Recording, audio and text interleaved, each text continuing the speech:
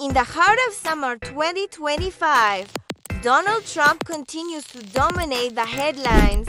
His presence is loud, sharp, and unshakable, spreading across trade rooms, military bases, media screens, and protest grounds.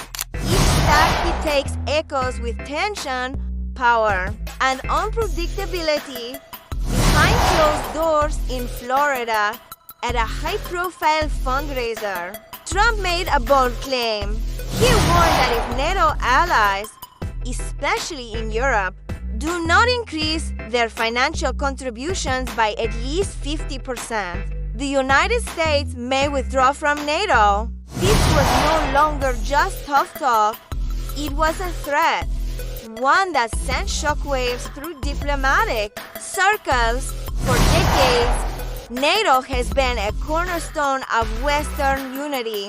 Now, that very foundation felt unstable.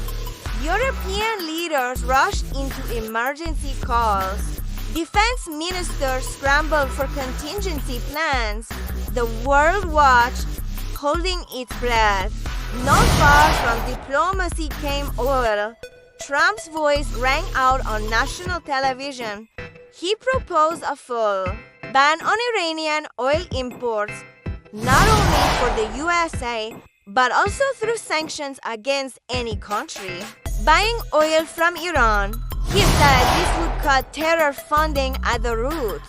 Oil prices rose instantly. The Strait of Hormuz, a key global trade route, became tense. Tanker companies changed their routes. Insurance firms raised premiums. One speech, one idea, and the global market tilted. Back home, the heat grew from within. In a Truth Social post, Trump proposed the creation of truth tribunals. He wanted to hold media outlets publicly accountable for spreading what he called deliberate lies. The plan was met with fierce criticism. Journalists and legal experts called it a threat to freedom of speech. Trump supporters loved it. #Truth Tribunals started trending. Some even formed online groups, listing their own media offenders. At the same time, the stock market took a dip. The Dow Jones fell 600 points in one day. Trump didn't wait long. He blamed the Federal Reserve. He accused it of sabotaging American growth with high interest rates. He even suggested firing the Fed chair if re-elected. Investors panicked. Economists warned of chaos. But for Trump, the message was clear. Control the economy. Control the story. Then came the border. Trump launched Operation Border Shield. National Guard helicopters flew low over Texas. Armed patrols moved through the desert.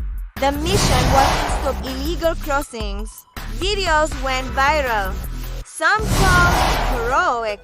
Others called it terrifying. Immigration groups rushed to file legal complaints. Civil rights lawyers called it unconstitutional.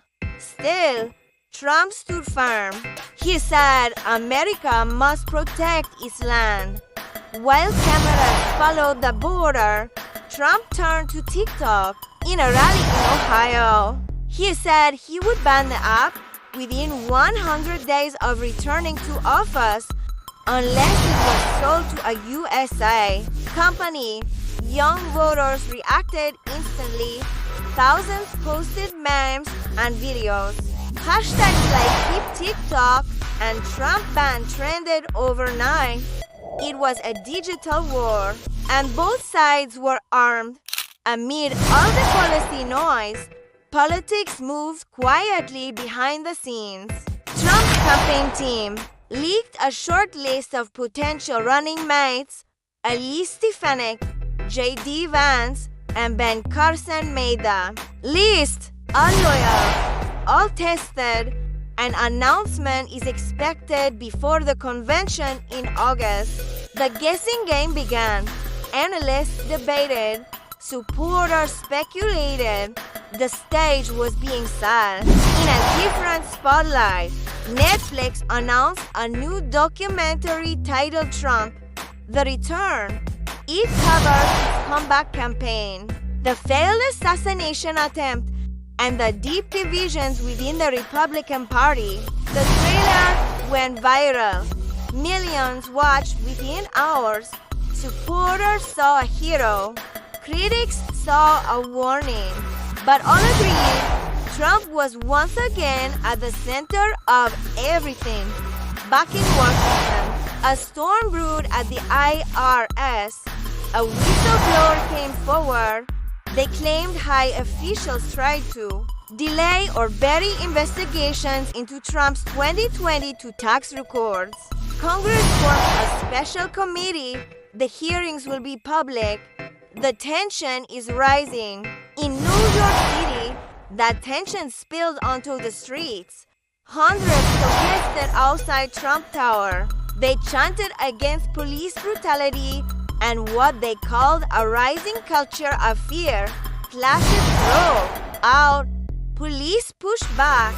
Over 20 people were arrested. Trump did not comment directly, but later he tweeted, "Law and order," without apology. And so, the Trump story continues. Tariffs, tanks, tweets, and tribunals. Whether in the White House or not, he remains the storm. A force shaking the ground beneath both allies and opponents.